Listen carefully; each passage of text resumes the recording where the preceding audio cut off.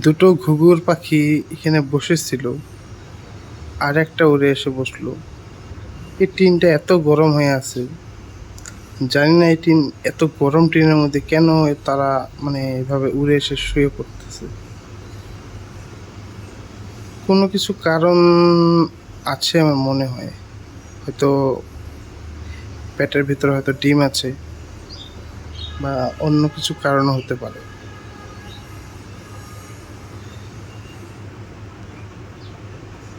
তিনটে ঘুঘুর পাখি আছে, এই দেখো, ওই যে একটা, এই একটা, আর এই একটা।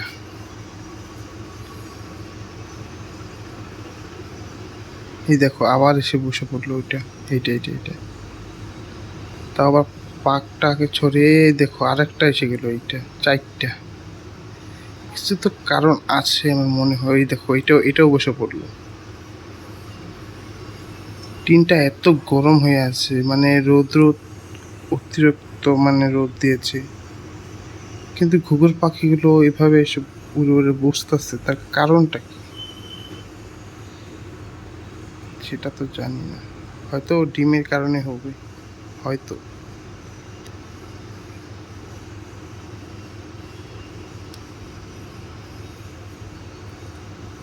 এই পাখিটা দেখো, এটা এটা এটা দেখো, এটা এই পাখিটা, এটা এখনো বসে আছে।